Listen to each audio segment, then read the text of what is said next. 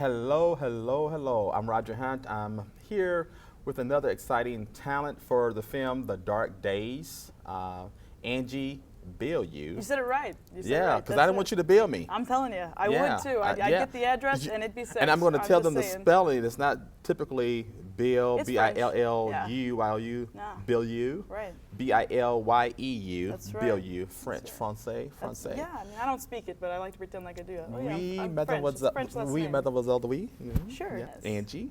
Miss Carter, that's going to be your character Yes. in the film Dark Days, and I understand this is your second one with David Malone. Second one with David, yeah. And so with doing this one, and then Hercules, you know, you haven't changed anything. Has anything really changed? About my life or character With development? the character, but you know, from doing Hercules to I The mean, Brave and the Bold to now. They're definitely opposites of the world. I mean, we're talking, we have our Hercules world, then we have this new pumping up and club fitness style kind of woman who's all super stoked about life and just loves theater.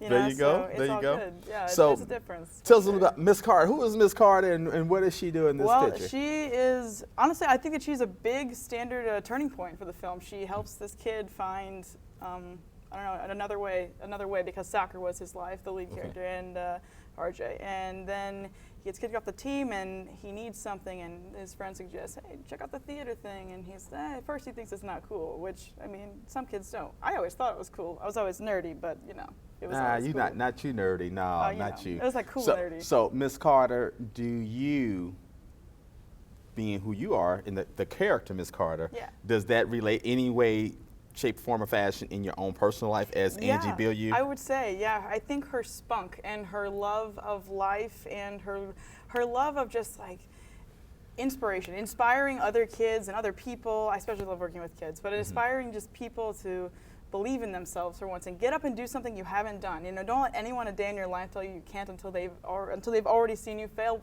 500 times, you know, because there's no such thing as can't. And I think I share that with her for sure. So I loved that it was, I mean, I love it in a sad way, but I loved that it was something new that I really wasn't used to seeing so much as being a high school student, especially because it was, you know, an incident that happened to him and then spun out of control, obviously completely on his own. But it was the storyline has got a great build to it, and I haven't really seen anything anywhere near as quite as like tornado-y, if we can, because I just feel like he did a 360 10 times over. So the twist and then the complete turn with it and everything. I really wouldn't, I didn't expect him to end up on that serious downfall.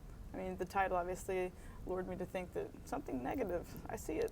I had some people in life that really helped pull me through some difficult times, not necessarily drug addiction, but just a lot of like eating disorder kind of thing. I really struggled with my like just physical appearance, and you know, I had like a therapist, and I also had a teacher, my drama teacher actually, both that I could really relate to, and they gave me something else to believe in that made me feel beautiful again, that made me feel worthy, and it made me feel like I was worth anyone's time and everyone's time. And I think it's almost like a mixture, once again the tornado, of like all these pulls in my life that I've had that I think I want to just embed in her. So how are the characters on set? They're wild, yeah, fun. You know what, I mean, it's a wild ride. It's completely different, like you mentioned from like I keep on calling it Antiquity, but from Hercules, same difference, right? That old time frame. Like there's so much more, I think, hype and excitement and realism that we can relate to personally on personal levels for all of us as actors in real life, because you know, we are people of it now, people of it today, right? People of the 21st century, and so relating way back when can be more difficult, and I think we had less personal character development, and I think that there was more of there's so many examples of what Hercules was supposed to look like and what that time frame's supposed to look like, that it was almost like life scripted it for you. And with this film, I feel like there's, you know, granted it's based upon some true events that had happened to this kid, there's a lot more space for us to put our spin on things, our realism, our point of views, our feelings into it, and I think that's just brilliant. I'm always looking for more auditions, you know, going out and just memorizing monologues for fun, I guess, and reading scripts just to keep in the tune, and you know, just keeping up with the times. And I'm always hungry for more opportunity for film and for theater and anything. I love presenting something to the world. You know, I feel so driven to change the world, and I feel like there is no more way you can touch someone than go by going through their eyes into their soul. And when you watch something on stage or you watch something on television, I just feel like that you feel emotion. You know, how many times I've cried in a film. You know, I would have never imagined I'd cry. Just even the thought of, why would I cry at something on TV? It's made up, and I know that, but it's not. It's because it's so real, and I love that. What inspiring, I guess, talent that you've seen on television or in the big screen that really has, you know, inspired you to just like, I want to do this. I can make this happen. I love Joseph Gordon-Levitt. He's my favorite actor. He really sparked. We're about to get deep. We're about to get deep. That's fine. He really sparked a big love in my heart whenever he did the movie 50-50. You know what that is? When he gets cancer.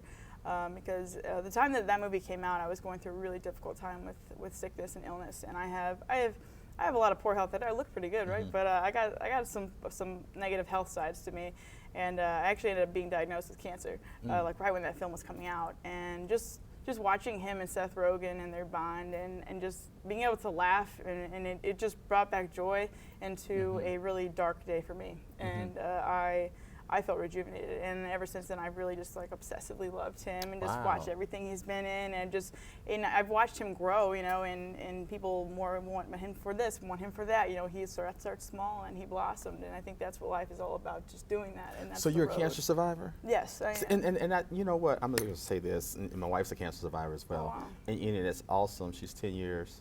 Going on 11 years this year. I'm about to be exactly my 3rd year in remission. So. And see, and that's awesome because, and I see the joy and the spunk because, you know, I've met a lot of people when I did my radio show, a lot of people with cancer and everything, and just talking to them and the hope that you give to others. And I just say this, and I know this is kind of a different, you know, kind of a tidbit away from the regular talk of the movie, The Dark Days, though, but, you know, I look at cancer survivors, you're beacons of hope.